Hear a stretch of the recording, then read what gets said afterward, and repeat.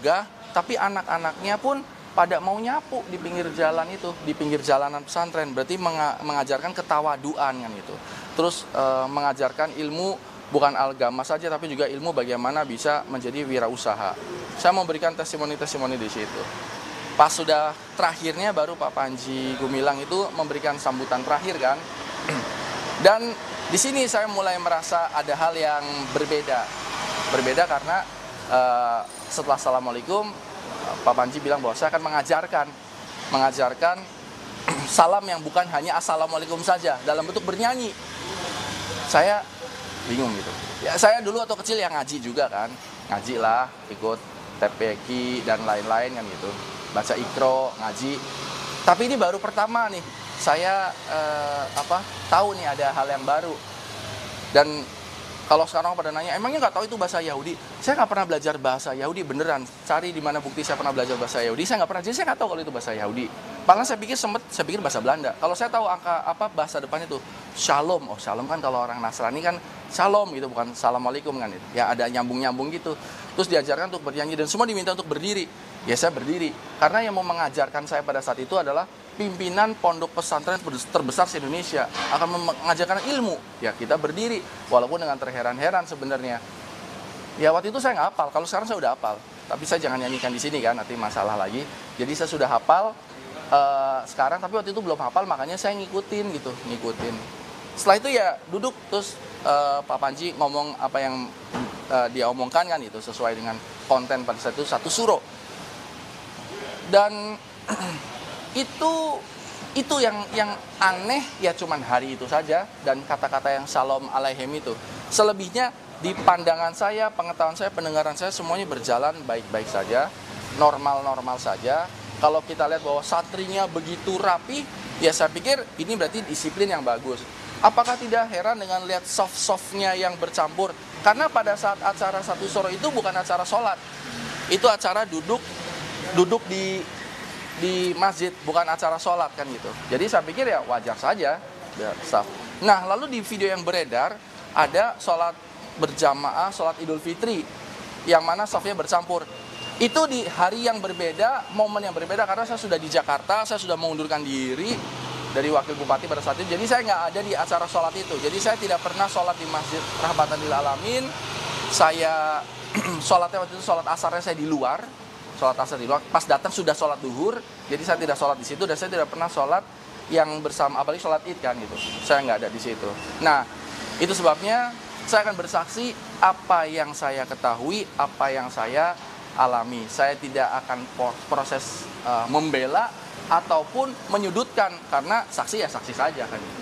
Mas Uki, tapi setelah itu sempat bertemu lagi dengan Pak Panji, ada komunikasi secara personal yang terjalin?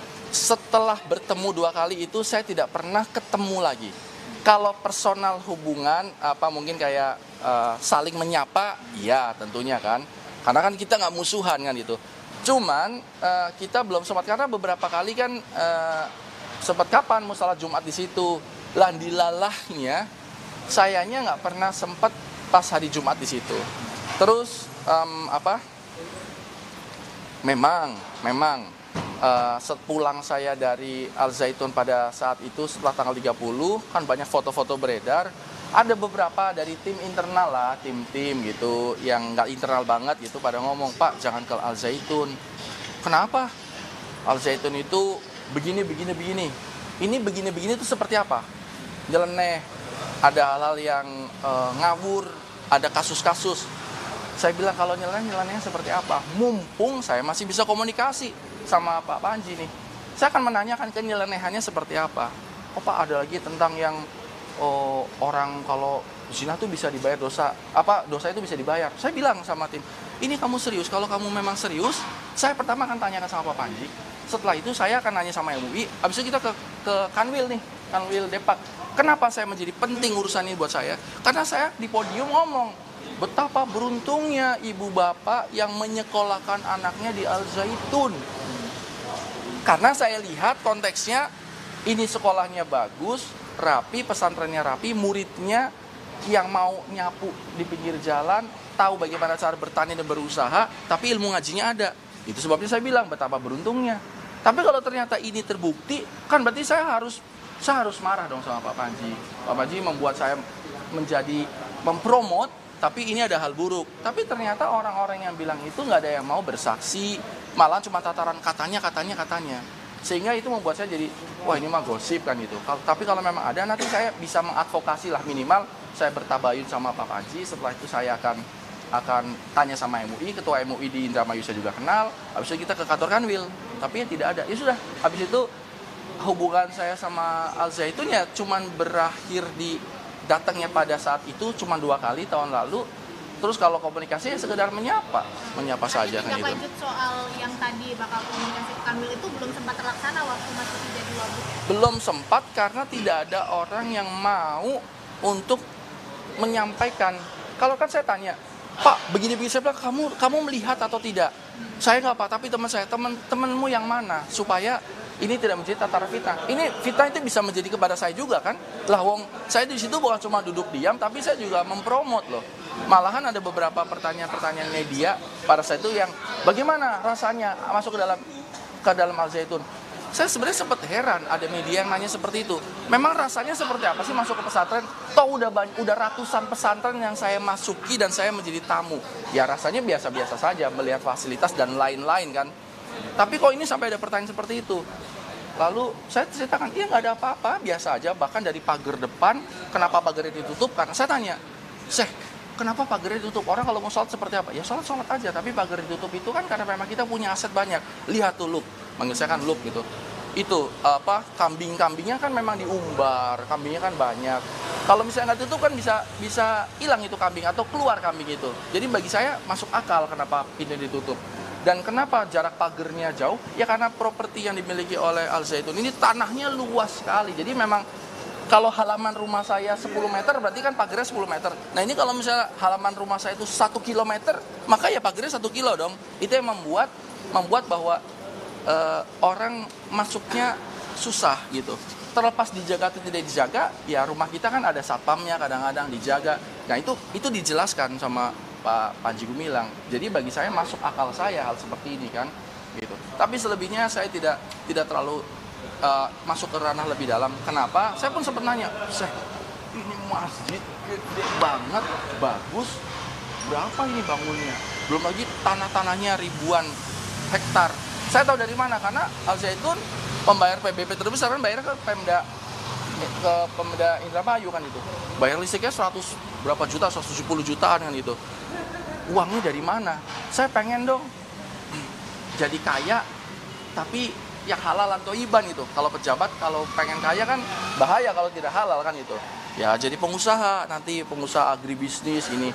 Saya bilang fokus saya pada saat datang ke Al Zaitun, fokus di kepala saya itu adalah bagaimana caranya bisa memajukan pertanian orang Indramayu. Banyak petani-petani di Indramayu yang sekarang masih hidup di bawah garis kemiskinan karena mereka bertani secara tradisional.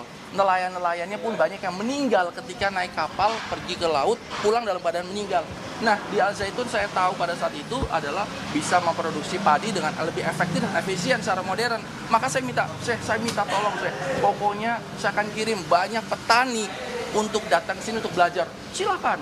Bahkan saya akan membuat ini kapal-kapal ini menjadi contoh supaya para pembuat kapal di Karangsong Indramayu kan banyak pembuat kapal supaya bisa mencontoh prototipe atau kapal yang dibuat oleh Al Zaitun yang mana itu lebih aman. Banyak yang nelayan itu kalau kena ke gudang kapal itu kan ada kayak kotaknya tuh buat dieselnya atau apa, itu banyak yang meninggal karena terhirup asap. Nah di Al Zaitun tuh bikin kapalnya tuh bagus gitu, nggak begitu. Jadi saya fokusnya ke situ, saya tidak bicara, fokus saya itu nggak ke arah yang agama pada saat itu. Saya cuma fokusnya tentang petani sama nelayan supaya bisa diajarkan lebih bagus kan gitu. Selebihnya ya tidak, cuman di benak saya ini uangnya banyak banget, bisa beli ribuan, ini bicara triliun lah gitu. Tapi kan saya tidak sopan, asas kesopanan tidak mungkin saya nanya uangnya dari mana. Saya cuma kok kaya banget, hebat amat gitu. Nah, dibilang katanya untuk dari usaha agribisnis dan lain-lain. Dan sekarang ya akhirnya saya jadi tahu bahwa ada beberapa, ini saya sebagai pemirsa saya melihat bahwa di berita-berita dikatakan bahwa ada rekening-rekening yang dibekukan oleh PPATK, dan tidak mungkin PPATK membekukan rekening Mbak atau Mas kalau tidak ada indikasi kan itu loh. Benar atau salah nanti pengadilan yang memutuskan, tapi saat ini ada indikasi seperti itu. Sampai hadirnya saya saat ini diundang oleh penyidik reskrim, ini kan berarti ada hal peristiwa hukum kan gitu, ada dugaan-dugaan. Maka ini kita lihatlah gimana ke depannya, dan nanti saya juga pengen tahu ada apa di dalam sana. Oke. Oke.